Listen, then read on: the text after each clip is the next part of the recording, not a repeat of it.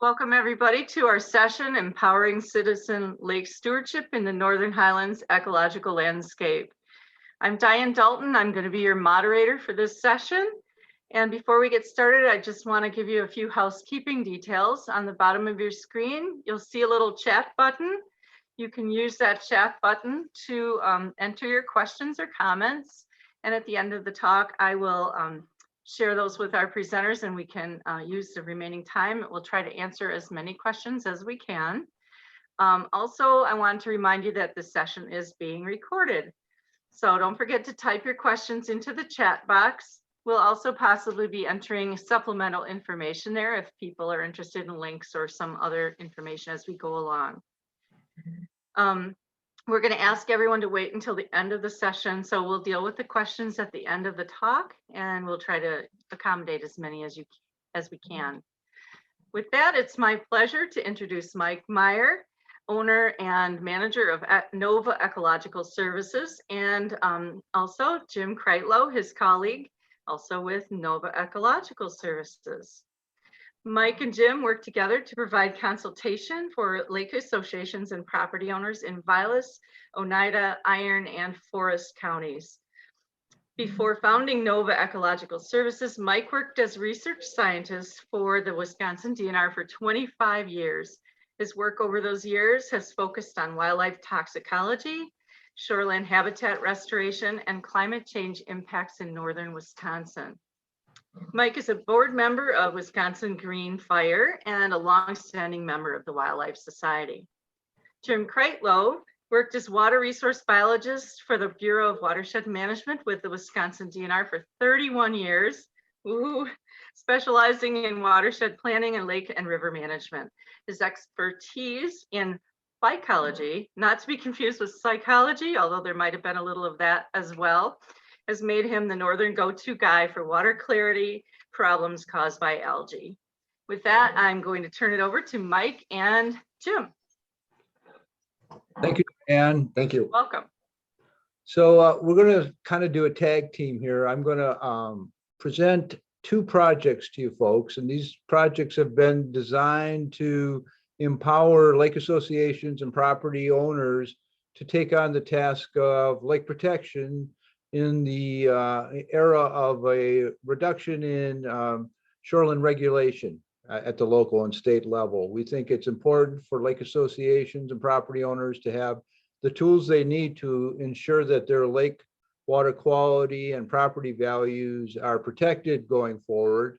And so I'm going to describe two projects. The first one we completed for the Tomahawk Lake Association, and it was a combination of mapping critical habitat on Tomahawk Lake, as well as assessing the condition of individual property shorelands. And the second talk, Jim is going to present for you folks, and it's a project that we're just getting started. It's a what we call a toolbox for lake property owners and lake associations, such that they can access data relevant to their lakes, their specific lakes, from the DNR primarily. There's a huge amount of data available, but we're putting together a toolbox that allows individuals and lake associations to walk their way through this data and pull out the important data necessary to make the best management decisions for their lakes. So what I'll do right now is run through this first project that we completed for the Tomahawk Lake Association, and then I'll give it over to Jim, but I'll provide a little segue between the two talks so that you can understand how they differ. So with that, this project that I'm going to talk about first, we initiated in 2019 at the behest of the Tomahawk Lake Association. They requested that we assist them in engaging their property owners in education and outreach related to best management practices for protecting the shoreline areas. And it was supported by a grant from the DNR through the Lake Planning Grant Program. And the project goal was simply to encourage private and public landowners to implement shoreline best management practices, particularly in ecologically sensitive shoreline regions of Tomahawk Lake when needed. Our assumption is that by increasing knowledge of the ecologically important features of Tomahawk Lake, landowners near these sites will be encouraged to adopt shoreline best management practices. And I'll flesh that out a little bit more. So to do that, we started by creating a GIS map of the critical fish and wildlife habitat on Tomahawk Lake. After that, or in conjunction with that, we created a GIS map of the shoreline conditions at individual tax parcels adjacent to Tomahawk Lake.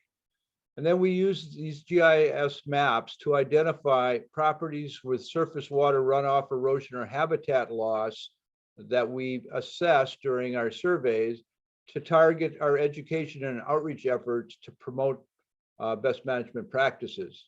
And we prioritize these outreach efforts by identifying those properties in need of improvement that are in close proximity to critical habitat features. So the first thing we did was to identify the critical habitat on Tomahawk Lake, and I'll describe critical habitat in a little more detail. This includes fish spawning and nursery areas, critical habitat for shoreline wildlife species, important wetlands, and features that promote water quality, as well as shorelands that lend natural scenic beauty to the lake. And as I mentioned, the deliverable is a GIS map of these critical habitats. We found 39 critical habitat features on Tomahawk Lake, and I'll quickly run through how we presented that to the Lake Association. But first, this is the critical habitat designation manual that is still in draft form, but it's the protocol that we use to identify the critical habitat on Tomahawk Lake. As I mentioned, these were the features that we were looking for on Tomahawk Lake as we did our shoreline surveys: fish and fish habitat for spawning, nursery, feeding, and cover, including coarse wood, rock, gravel, rubble substrate, and aquatic plant diversity. As far as wildlife and wildlife habitat, we were looking primarily at the shoreline buffer and the wetland habitat areas, as well as coarse woody cover, which is an important attribute for both fish and wildlife. And then we also asked, does certain sites of the shoreline serve as a nutrient or physical buffer zone? Does it stabilize the sediment, thus promoting water quality? And then we mapped all the important wetland features and noted if these sites lend themselves towards natural scenic beauty. And this is just the north end of the lake. Altogether, we identified 39 critical habitat areas. And this is the south end. Tomahawk Lake is a large lake. It's over 3,000 acres. It has a lot of public land. And so we found quite a few important natural features on this lake that we wanted to educate the property owners about, as well as relate their shoreline conditions to these sites. But for each of these individual 39 critical habitat sites, we put together a physical description of the site, a map, and then we explain why this site we designated as critical habitat. And here you see a listing of all 6 attributes we found at this one Kemp wetland area. And finally, we would, at the end of the report, provide management recommendations to protect that critical habitat.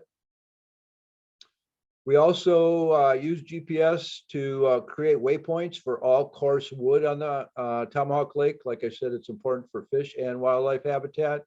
And critical coarse wood is defined as, by the DNR, 5 feet in length, 4 inches in diameter, and in the water, submerged or against the shoreline or crossing the shoreline. So each of those little blue dots represents a piece of that coarse wood, and where it's most dense, you have the best coarse wood habitat for fish and wildlife. In addition to the coarse wood, we also identified areas where rock and rubble substrate was common, and these are important spawning areas for walleye and white sucker. So these are, and smallmouth, these are areas we considered important enough to include in our critical habitat designation. We were fortunate that aquatic plant community survey, point intercept survey was conducted on Tomahawk Lake. So we were able to identify what parts of the lake were important from the aquatic macrophyte plant community standpoint. So all these and the wetland features helped us define the critical habitat areas of Tomahawk Lake. Then we went on to identify the human impacts on Tomahawk Lake. And the first thing we did was to go to note during our surveys individual properties where they're mostly commercial, where we would often see more than 15 people concentrated at the property, obvious signs of recreation, large amounts of boats, and created a GIS map of these sites. And altogether, this is the north and south end of Tomahawk Lake. We have about a half dozen commercial properties that fit that category, as well as several Northern Highlands American Legion State Forest sites where people would picnic and pontoon boat in large rafts of individuals numbering 30 to 50 at a time. And unfortunately, or it just is what it is, these sites coincide with a lot of the critical habitat areas for fish spawning. So we felt it important to point out even on state properties where human impacts are likely occurring. And for each of these sites, we did a little narrative about what we observed and what made some small recommendations on how they could mitigate their impacts. And finally, we did a survey where we assessed the shoreline condition at individual properties on Tomahawk Lake. There was 414 individual properties, so it was quite a chore. We completed it in July and August. And we followed the DNR Lake Shoreland and Shallows Habitat Mapping Field Protocol. It's a how to conduct a whole lake survey doing these individual property shoreline assessments. And basically, as you're doing the survey for each property, you're providing a riparian buffer description. You're looking for ongoing erosion and runoff concerns. You're evaluating the condition of the bank. You're looking for human modifications in the littoral and shoreline area, and you make note of the aquatic plant presence or absence. And this is just a little snapshot of the north end of the lake. As you can see, lots of small lots. So we did an individual shoreline assessment on each one. And larger blocks in the southern end where the state forest properties were more common. But this is just a snapshot of one of the data sheets. Each column represents a individual tax parcel. And in the column, you can see we described the condition of the riparian buffer, the number of human structures in the riparian zone, any runoff concerns in the shoreland area or the bank zone, and the condition of the littoral zone, and made note of the aquatic plant community. And these are just some maps that show where some of the properties, not to be named, but where some of the properties were that in this case, we observed gulling and channeling on the shoreline. And what is interesting to note is those that are in close proximity to critical habitat areas. As you can see, PL 37 contains a property that is has some ongoing runoff concerns. And this is important to note because a lot of these rock and rubble sites can be covered with sedimentation. So if you want to maintain a good fish spawning area for walleye and white sucker, you want to do your best to maintain minimal sediment runoff. Now, these are shorelands where we looked, where we found the bank erosion problem to be present. Those are those in green, light green, or those were dark green. And in this case, the light green parcels are those where the shoreland buffer was at least 50% replaced with manicured lawn and impervious surface such as concrete or asphalt. So once again, we were looking for those sites that were in close proximity to critical habitat.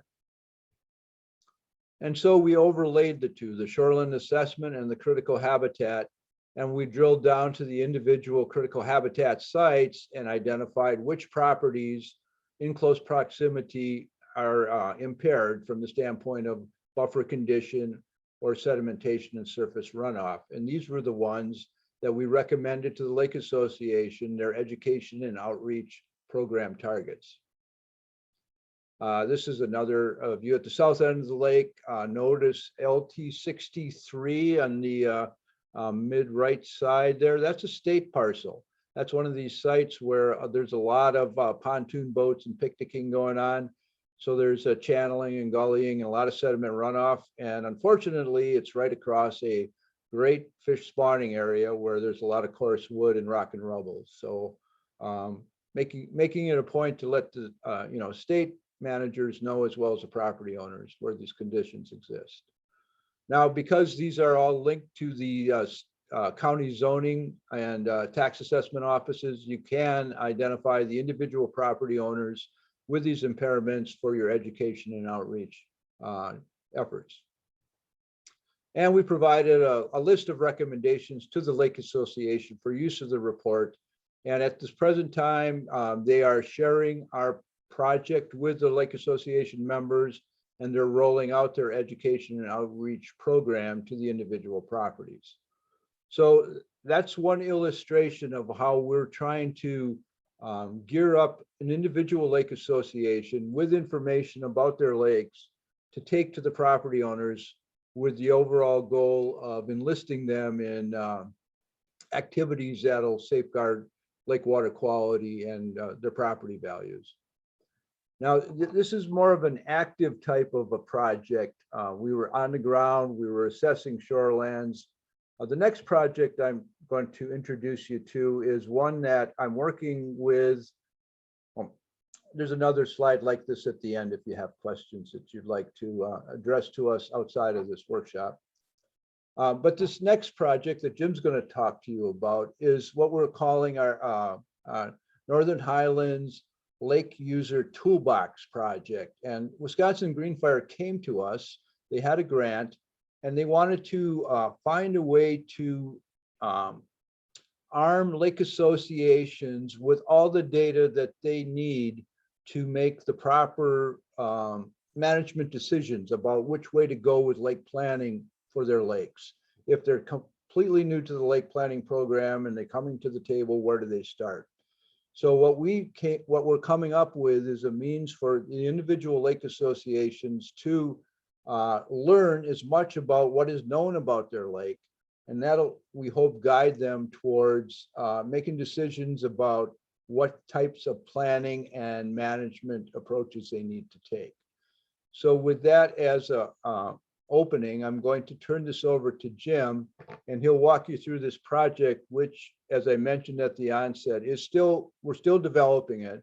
We're working with the DNR to develop this, as well as the Lake Association members. And I'll let Jim take it from there. Well, hello, everybody. Hope everybody's doing fine out there. A little background is that I've worked in lakes for a number of years, so Mike came to me with some ideas of once he got this grant for the Northern Highland Lake Toolbox. So a lot of this stuff on here are some of my thoughts. Again, it's a work in progress, but we're hoping to get comments as we go along and try to make this process better. Again, as Mike described, it was the Oneida County Lakes and Rivers Association associations that actually came to Green Fire and Mike to say that, hey, there's a lot of information out there. We don't really know where to find it, and we would like to have somebody train us. And so this project is going to be a first cut screening of tools to provide the lake associations and information to allow them to interpret the data. But ultimately, we would like them to be able to use this information as future planning on their lake and try to make some management decisions on their own. Essentially, they won't maybe not have to hire a consultant. They might be able to find this information themselves. So our objectives, what we would like these lake groups to learn is, essentially the basic ecology of their lake, just to learn some limnology. Second objective is to maybe look at the watershed and are there any current risks that might impact lake water quality. And then at the shoreland level, shoreland development and what impacts that has on lake quality, critical fish and wildlife habitat, so forth. And then ultimately try to prioritize what management activities they can do to improve the water quality in the lake. So the toolbox, is going to actually lay out a process so a lake group or a lake individual can actually find this information. We're going to lay out a program for them to access these databases that Department of Natural Resources has. The goal is to try to allow these folks to navigate, directly to this information. When I was working for DNR, there's an overabundance of information out there. We're going to try to directly, get these groups to be able to find this information easily. So what we're initially going to do is we're going to have 3 workshops, and we're going to have 1 or 2 learning modules in each workshop with a total of 5 that will be shared. Initially, we're going to roll this out with 4 to 5 volunteers or board members from Volunteer Lake Association. We're going to run through this process and get their feedback. Subsequently, we want to add maybe 5 to 10 lake associations and run through this again as we work out the bugs. But ultimately, we're going to put this online with training modules all recorded so that different lake groups can access on demand. So now I'm getting into the meat and nuts and bolts of this, is how we propose to do this. And workshop 1 is going to have 2 modules. The first one is going to be Introduction to the Lake User Toolbox and the Basics of Lake Ecology, which is module 2. As Mike mentioned in the introduction, we're trying to encourage lake associations to do this work from the bottom up to try to improve lake water quality rather than having government come from top down. So overall, we're trying to get them to do the right thing. Oneida County Lakes and Rivers Association put out a document saying it's described doing the right thing. And we're going to try to weave the toolbox into this document to try to highlight reasons why folks should be concerned with their lakes in northern Wisconsin. This is the Oneida County Lakes and Rivers document and doing the right thing. And we're going to try to tie the toolbox to a lot of these issues that are listed, to try to improve the quality of their lakes, stewardship of the shorelines, economy of the north, indicating that, hey, if you protect shoreline and lake water quality, you're likely to preserve your property values. And then the last one is for lake community and government. Zoning is kind of disappeared, so try to provide folks the incentive to do the right thing on their lakes. So module number 2 is essentially a basics of lake ecology. We're going to put a presentation together that's going to have some of the elements on the right-hand side, describing lake types, physical characteristics of lakes, chemical, biological, riparian habitat characteristics, signs of environmental degradation. But the point here is we want to try to provide the information to these lake user groups about lake ecology so they can understand and interpret the data they're collecting.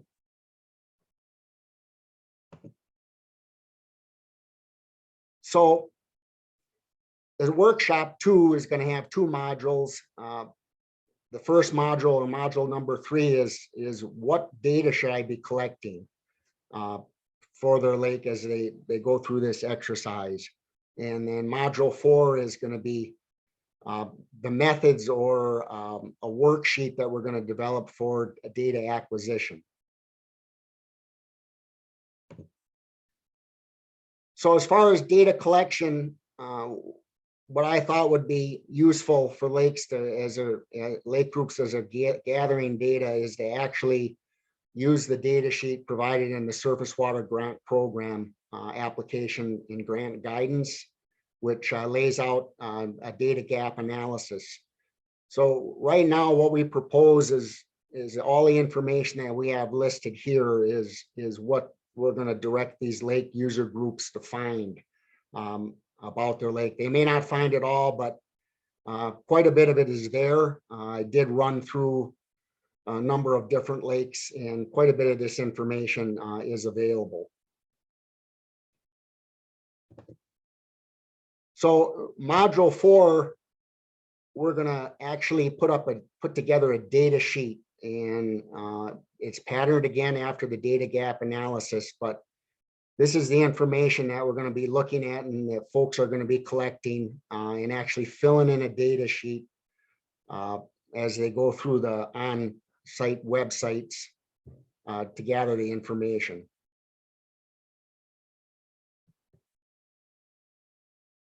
So actually, there's 12 elements here, and it's essentially just patterned after the data gap analysis recommendation in the planning guidance. So what we've done for these folks to access this data easily is we put together a worksheet, and essentially it's instructions and the links are going to be embedded, but we've got about a 4-page document that a lake group can actually go in and access these sites and answer the questions listed to obtain their data. And what Mike's done is he's just added the links as they go through on this worksheet page, so they know that they're at the right place. Only put on a couple of pages here, but it just gives you a feel that how we're going to do this and how they're going to obtain the data. So what I'm going to do now is just run into or go over some of the websites that we're going to be using and that the lake groups are going to be accessing.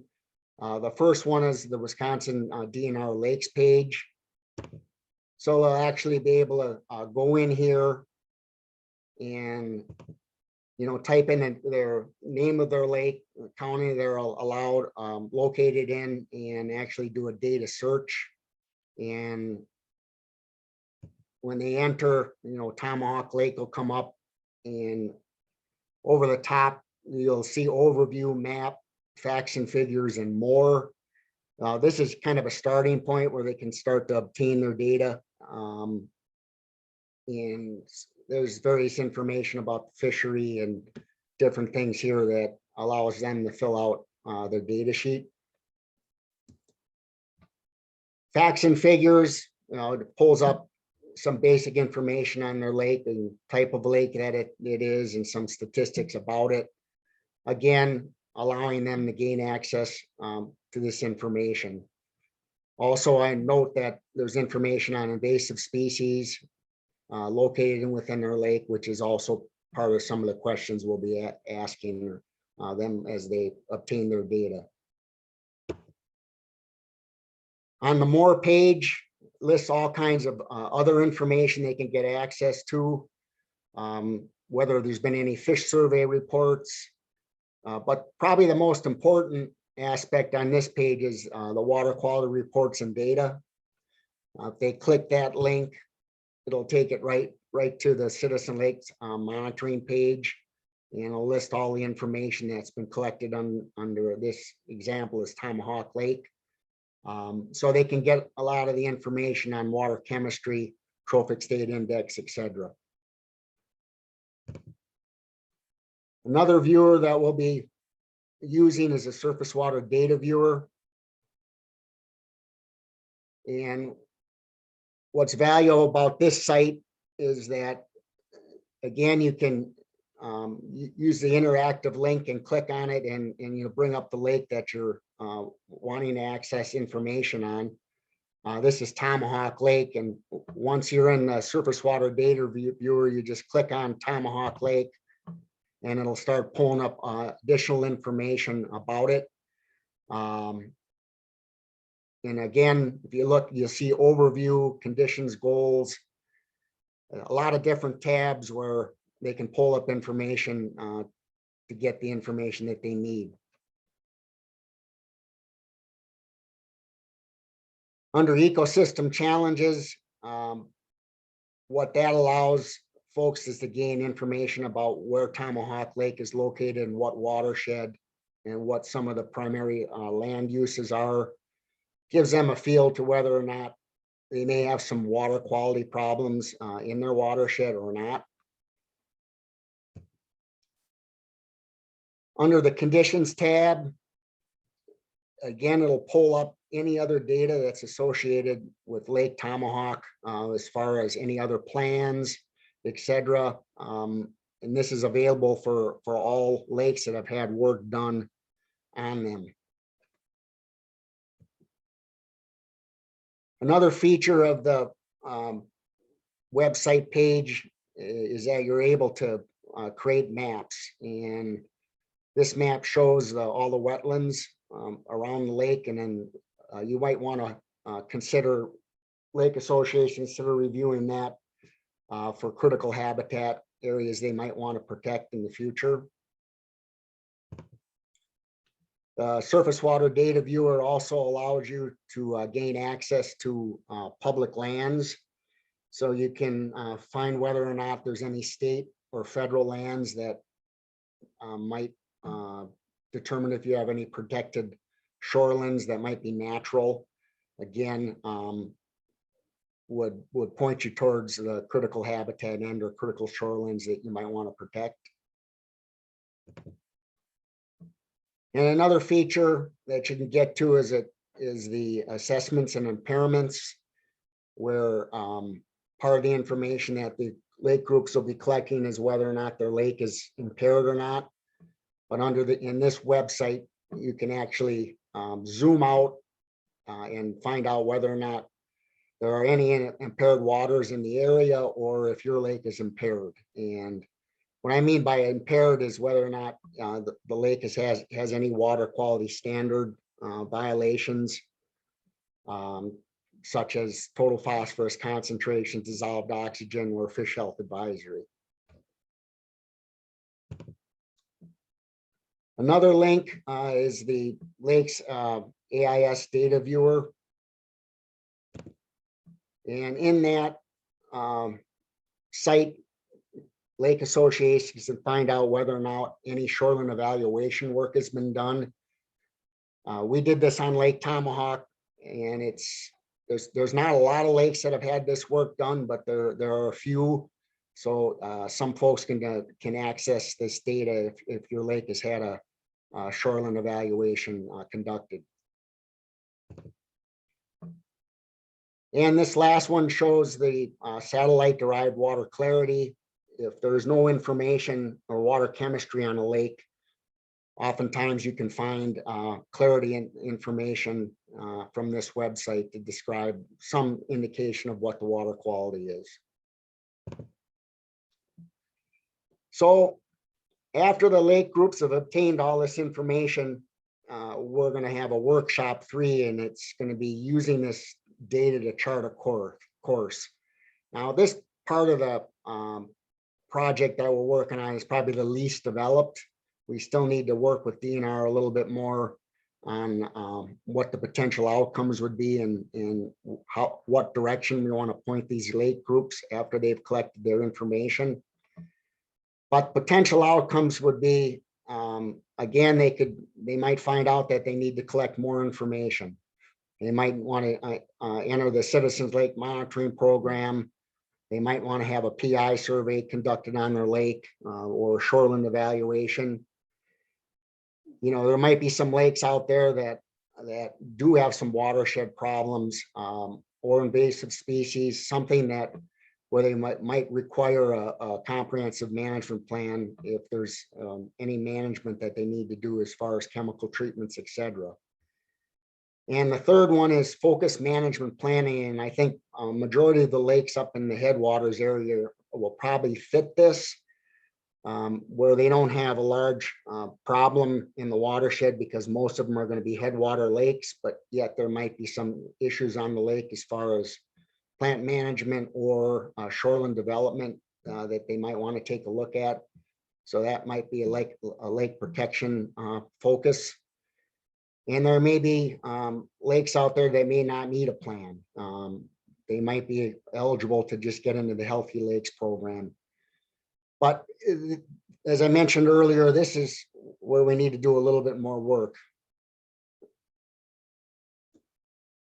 But in this module, what we're going to be doing is again, focusing on the surface water grant program. And in the Appendix B, they have a management planning plan that we're going to look at to try to follow.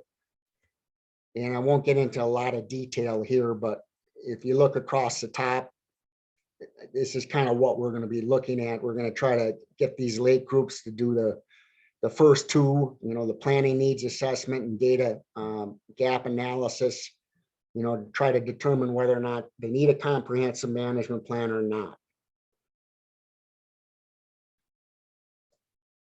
And this is kind of busy, but this last slide just kind of lays out a framework that we're going to look into a little bit more to try to direct these lake groups once they've compiled the information.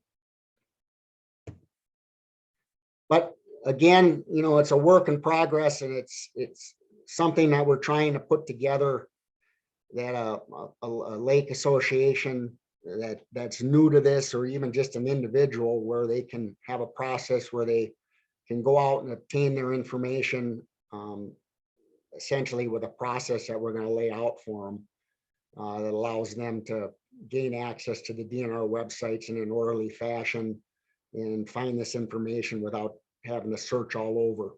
So that's pretty much it. So I guess we can take any questions if anybody has any.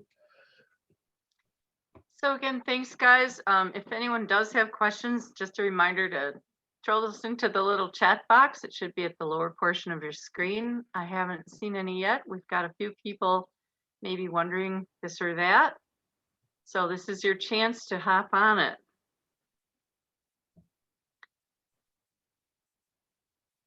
I was curious if maybe, Mike, you wanted to just tell people what Wisconsin's Green Fire is in case people are unfamiliar. Sure. Wisconsin Green Fire formed in 2017. As you mentioned, I'm on the board of directors. And it's basically a nonprofit organization that promotes natural resource policy from the standpoint of science basis. A lot of natural resource management in Wisconsin has been politicized. A lot of our institutions suffer from some political influence, and Green Fire's goal is to kind of still follow the science without